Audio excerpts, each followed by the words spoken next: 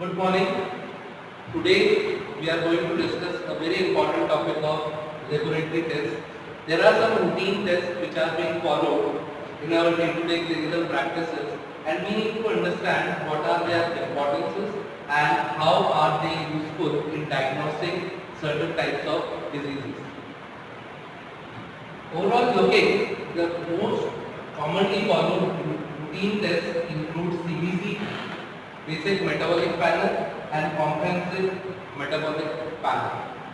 Today, in this first part of laboratory tests, we are going to discuss about the complete blood count or the CBC. CBC, that is also known as the complete blood count. How do we collect the sample, or what are the relevance or what are the techniques used for collecting the sample? What we do here is we have a lavender tube which is having EDTA as an anticoagulant, and that is used for collecting the sample. Unacceptable, or what should not be done with the sample, that it should not be 48 hours old, or there should be no clotting present in it, and a whole blood analyzer, semi-automatic or complete automatic analyzer is used for determining CBC. Now, what all values are measured in CBC? Complete blood count. By doing the complete blood count, we have these following readings or following parameters that we need to judge. The very first is the total RBC. The second is the hemoglobin. Then you have hematocrit values. Then we have MCP, mean corpuscular volume, and red blood cell distribution with white blood cell. We have the total count and also the differential count, and last is the platelet count. So we'll start one by one with these parameters. The very first one is known as the total RBC count or total red blood cell count. This count is of the circulating RBC present in the blood in 1 millimeter cube of peripheral venous blood. So the sample which is being collected, the amount to be measured or the volume of blood to be assessed is 1 millimeter cube. Next comes the hemoglobin. The hemoglobin concentration is the measure of amount of hemoglobin present in the peripheral blood, which reflects the number of RBC cells in the blood. So you can have a total count of RBC directly, or you can do with the hemoglobin concentration, as it's known to you that the amount of hemoglobin present in an RBC is fixed.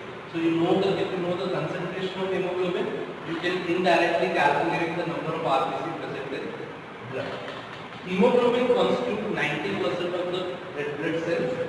So decrease in a hemoglobin concentration will lead to anemia, whereas increase in the hemoglobin concentration leads to polycythemia. Next is hematocrit. Hematocrit is a measure of percentage of total blood volume that is made up of RBC. So if you have a certain amount of blood, then the total amount of blood, that is the portion of blood which is having RBC, that measurement or that percentage is known as the hematocrit. Hematocrit can be determined directly by the centrifugation, that is known as the spun hematocrit, and the kind of RBC cell column is measured and compared to the column of the whole blood. As you can see here, that we have centrifuged the blood, so that centrifugation process has differentiated the blood components in three parts. The bottom one is the RBC, then there is the buffy having WBC and platelets, and the last one floating upward is the plasma. This amount of RBC that we have collected after the centrifuge gives you a percentage that is known as hematocrit. Its normal value are mentioned here, that is in adult male it is from 40 to 54%, whereas in females it is 34 to 51%. So any value which is less than 40 in case of male and less than 34 in case of female would indicate that the total number of RBC are less. So this is a centrifuge blood of an adult male or female. So you can have a diagnosis here. As you can see in the previous pic, this was the normal blood count, or you can see the normal hematocrit value where the RBC distribution was somewhere below 50%, as you can measure, and you can have a schematic diagram analysis that this portion and this portion almost looks equal. So this was somewhere around the 50% and it comes into the normal range. Whereas if you look at this, you see the amount of plasma is more and the RBC concentration is less. So we come to a conclusion that there is anemia, there is a low percentage of RBC or low hematocrit value which would be less than 40 in case of males and 34 in case of females. Calculating the hematocrit value, more commonly the hematocrit is calculated directly from the RBC or mean corpuscular value. So hematocrit percentage is number of RBC present in per liter of blood multiplied by mean corpuscular volume. It is liters per cell. Because the hematocrit is derived from the values of RBC and mean corpuscular volume, so both of these values will result into, if there is any deviation or miscalculation in the number of RBC or MCV, so obviously it will affect the value of hematocrit also. So next comes the mean corpuscular value. That is mentioned here that what is mean corpuscular value. It is a measure of average volume or size of an RBC. It is determined by the distribution of red blood cell histogram. The mean of the red blood cell distribution histogram is mean corpuscular volume. Now what is this histogram and how does it look like? It looks something like this. It's a graph plotted with the number of cells and the cell size.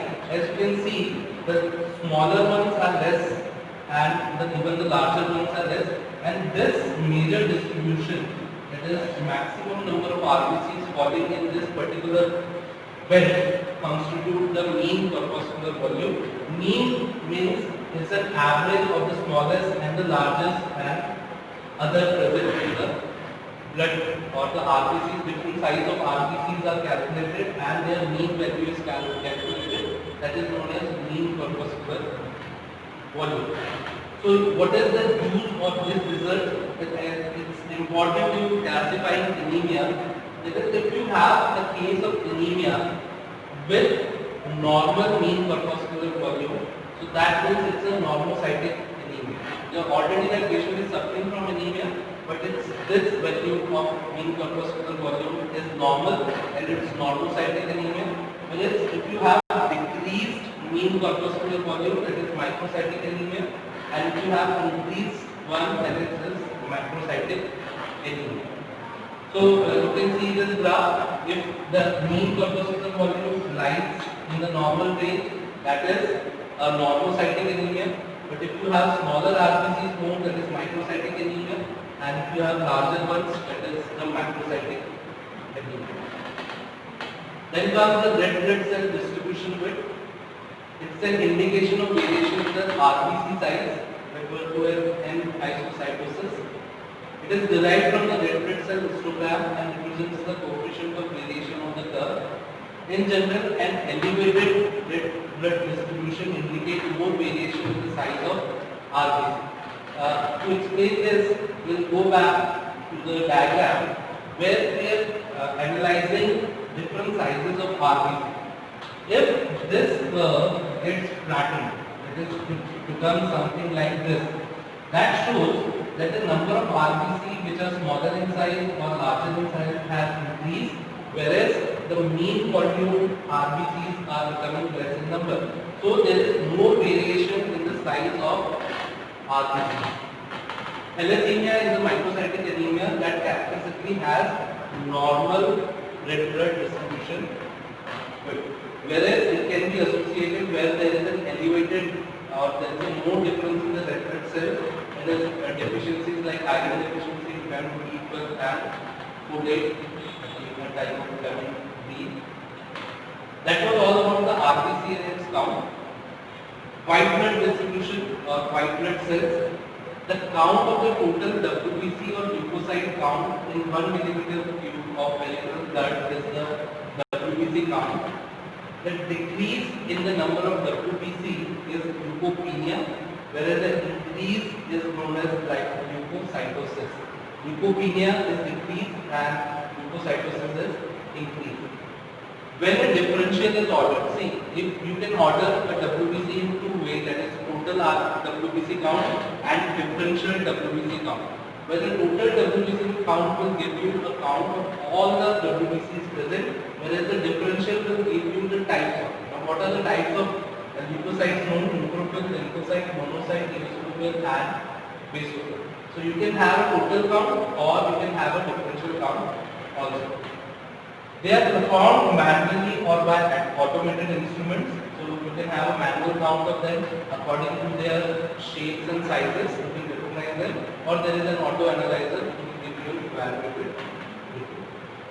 Last is the platelet count, the number of platelets per cubic millimeter of blood. A decrease in the platelet count is thrombocytopenia, whereas an increase is known as thrombocytosis. So here we have a report of the total count. You can have a look on it. You can go through this report nicely. Now it's up to you to analyze. You can share it on the comment that what you have analyzed with this report, and what are the deficiencies or what readings do you find to be abnormal. So here you can see, you can go through all the WBC count, RBC count, hematocrit values, corpuscular volume, and also about the differential count of WBC.